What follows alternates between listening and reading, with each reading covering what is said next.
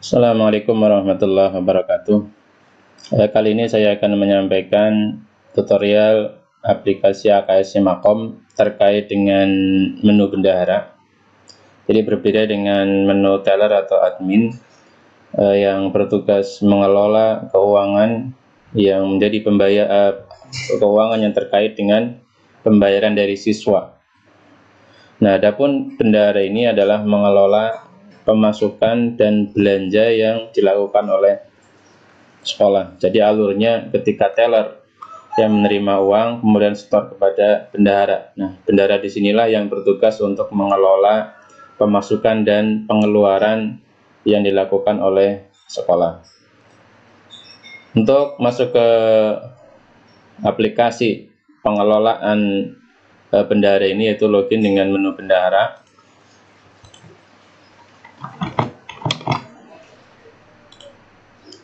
Ini saya login ke tahun 2122 yang masih kosong. Nah, ini adalah tampilan awal aplikasi untuk bendahara, di mana ini masih kosong, belum ada apa-apanya. Dan langkah yang pertama yang harus dilakukan oleh bendahara ini adalah menyusun rencana kegiatan, anggaran, dan belanja sekolah. Yang ini pada menu ini adalah pada menu RKASM.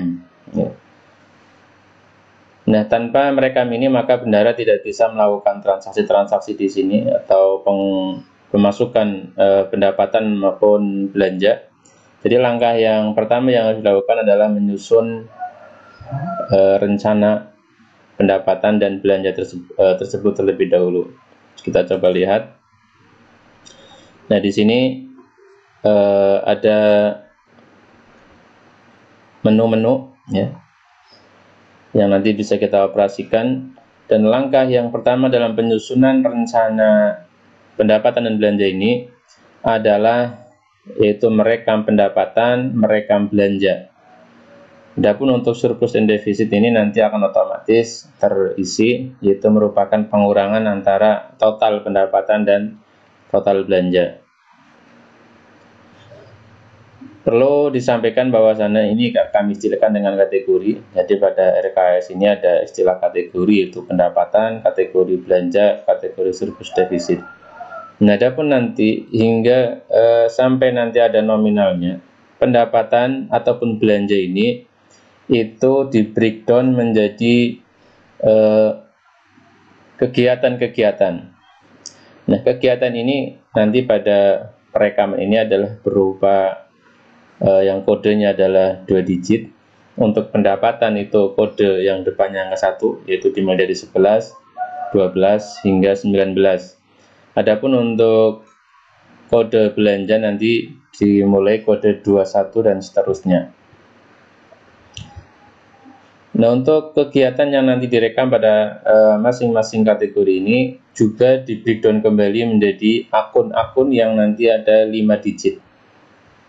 Nah, akun-akun ini pun nanti di breakdown kembali menjadi detail, sehingga tidak perlu khawatir meskipun pada kolom pendapatan ini hanya ada kode 11 sampai 19, namun kegiatan itu masih bisa di breakdown menjadi akun, dan akun masih bisa di breakdown menjadi detail. Jadi tidak perlu khawatir kekurangan kode di sini.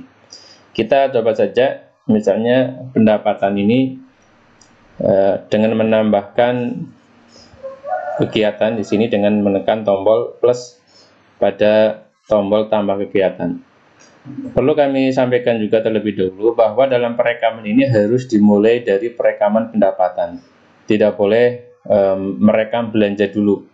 Karena nanti ketika merekam belanja dulu, ini ada kode-kode yang tidak bisa terlink, karena dalam merekam belanja ini nanti harus dipilih. Ketika kita merencanakan belanja sesuatu, itu nantinya akan diambilkan dari rencana pendapatan yang mana ya. Jadi kita harus merekam pendapatan terlebih dahulu. Kita coba untuk merekam rencana pendapatan, kita tambahkan kegiatan. Misalnya kegiatan yang pertama adalah saldo tahun lalu.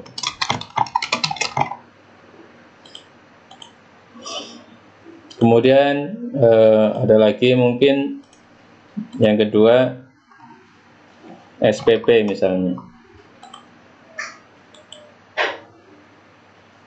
Kemudian ada lagi misalnya uang kegiatan.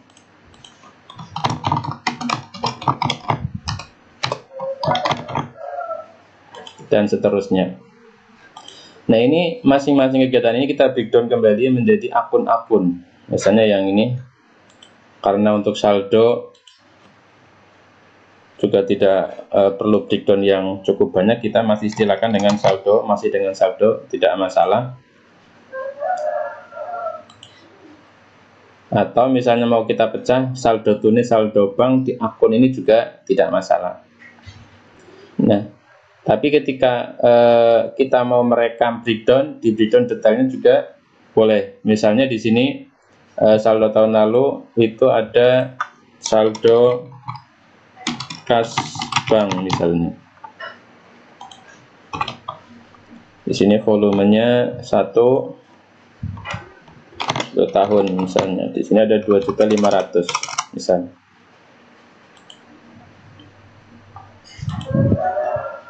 Kemudian kita tambahkan lagi misalnya saldo kas tunai.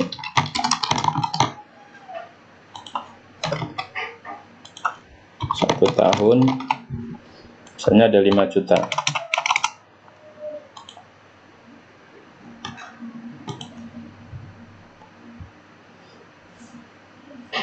Oh, ini 25 juta tadi ternyata. Jadi ini total kegiatan saldo ini adalah penjumlahan dari semua akun. Nah, akun ini adalah penjumlahan dari detail-detail ini, sehingga nanti akan terekap, terkalkulasi semuanya pada kategori pendapatan ini. Nah, kemudian misalnya yang SPP juga kita breakdown. Misalnya SPP kelas 7.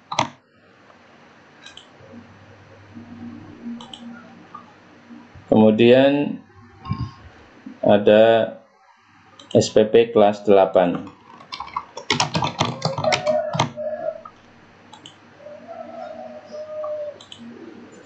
Kemudian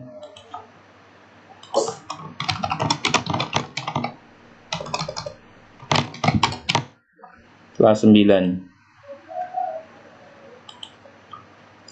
Nah, ini kita breakdown kembali rinciannya sehingga nanti ada nominalnya di sini. Yang kelas 7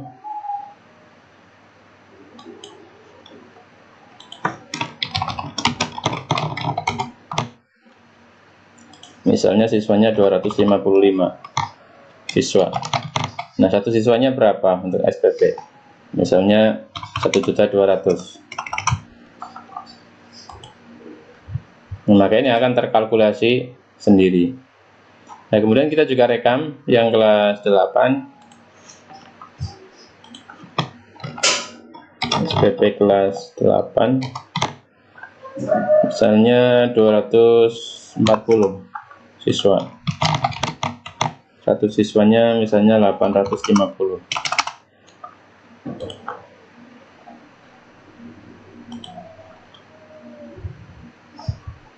Kemudian yang kelas 9 kita rekam misalnya siswanya 250.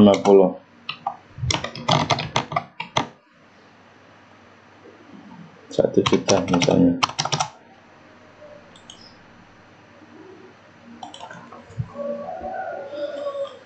Nah, ini untuk kegiatan 11 yaitu saldo tahun lalu sudah di breakdown menjadi akun, hanya ada satu akun ya, sementara yang kegiatan SPP atau 12 di breakdown menjadi 2 akun, sementara akun ini di breakdown menjadi detail. Dan nanti untuk belanja, nanti biasanya detailnya bisa cukup banyak, ini karena untuk pendapatan ini bisa seperti ini saja. Kemudian untuk uang kegiatan, ini kita buat akun dulu, uang kegiatan siswa.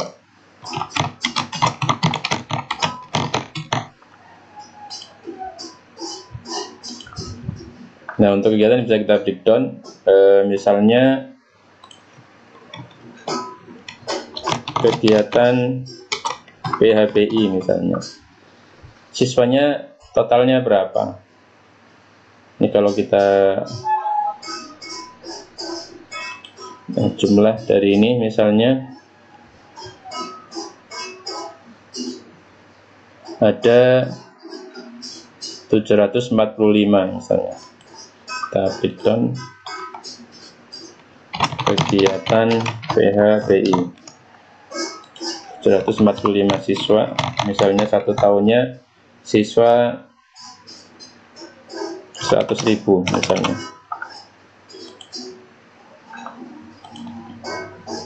Nah, kemudian misalnya ada kegiatan studi wisata misalnya yang kelas 8, ini hanya memperhitungkan kelas 8 saja, misalnya 240 kali 700 siswa kali 700.000, dan seterusnya. Misalnya ada kegiatan yang lain bisa ditambahkan detail ini. Nah, ini kita sudah selesai untuk merekam pendapatan, tapi nanti masih bisa di breakdown sesuai dengan kebutuhan sekolah masing-masing. Nah, ini totalnya ada 1032500. Nah, masing-masing ini juga PD atau SD nanti ini akan monitor ini akan terpakai, sudah terpakai berapa pada rencana belanja. Misalnya ya, kita rekam pada kategori belanja bahwa uang-uang yang kita rencanakan pada pendapatan ini akan digunakan untuk belanja pada belanja-belanja yang direkam di menu belanja ini. Kita coba misalnya, ini kode yang pertama,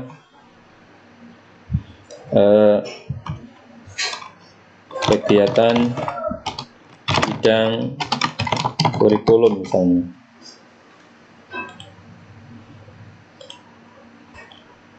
Ini masih belum ada angkanya, kita buat akun terlebih dahulu. Akun ini kita bisa sesuaikan. Misalnya kegiatan akun ini adalah kegiatan les misalnya siswa.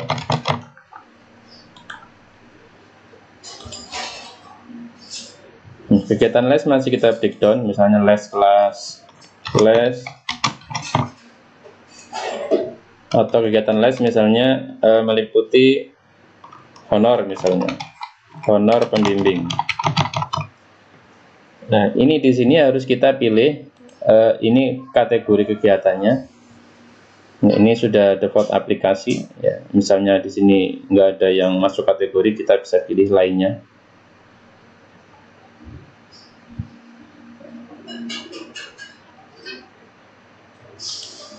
Nah, sumber dana inilah yang sebagaimana tadi kami sampaikan, ini diambil dari rencana pendapatan mana. Ini nanti yang muncul adalah dari rencana pendapatan yang tadi kita rekam.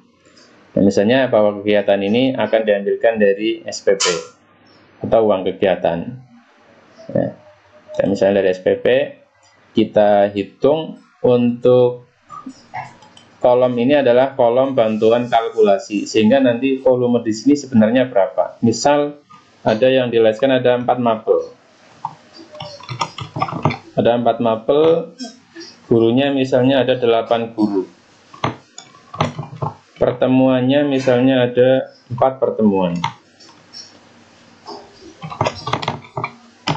Nah, maka di sini sudah akan terekap totalnya. Jadi 4 kali 8 kali 4. Nah, sehingga di sini unitnya bisa kita buat orang per kegiatan atau orang per hari. Boleh, misalnya satu kegiatannya kita honor misalnya 30.000. Nah, sehingga ketemu totalnya. Kita simpan. Kemudian dalam kegiatan les ini juga mungkin membutuhkan cetak, misalnya cetak materi. Kita sama, ini kita bagian yang mana kita pilih. Nah, sumbernya juga harus kita pilih. Nah, misalnya di sini juga kita bisa rinci di sini ataupun bisa langsung di volume. Ini hanya bantuan saja. Misalnya 4 mapel, 1 mapelnya 4 kegiatan misalnya. 4 kegiatan kali jumlah siswanya 240 siswa misalnya. Nah, akan ketemu ini, maka ini akan ketemu set. Jadi satu set untuk tiap-tiap siswa untuk 4 kegiatan misalnya. Nah, satu setnya misalnya biayanya 2.500. 2.500. Nah, ini akan ketemu. Nah, di sini akan menggambarkan bahwa rencana belanja ini sebesar ini dengan menggunakan sumber pendapatan SPP. Nah, ini akan menggambarkan di sini. Nah, nanti ini kodenya SD, ini nanti sumber dana kode 12, ini maksudnya adalah kode belanja di sini. Sehingga berapa total yang belum teranggarkan pada belanja di sini akan termonitor. Ini dari anggaran rencana sekian sudah masuk di rencana belanjanya sekian, sehingga masih ada sekian rupiah yang belum diplot di rencana belanja. Nah, begitu seterusnya hingga idealnya pada kolom surplus defisit ini adalah 0 karena sudah terpakai semua pada rencana belanja.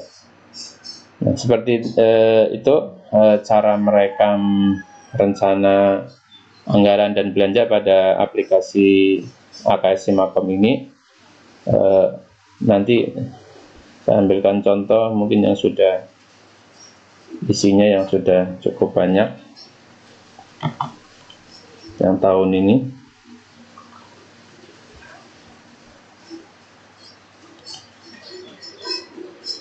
Nah, ini yang isinya sudah banyak, ini ada detailnya, sudah ada kode-kode dan sebagainya. Nah, demikianlah cara merekam RKS pada aplikasi AKS Simakom ini. Nah, ini kalau minus ini menunjukkan bahwa kebanyakan yang digunakan untuk belanja ini. Sebelum kami tutup, dan ini belum di breakdown, dan ini baru dipakai 1 juta.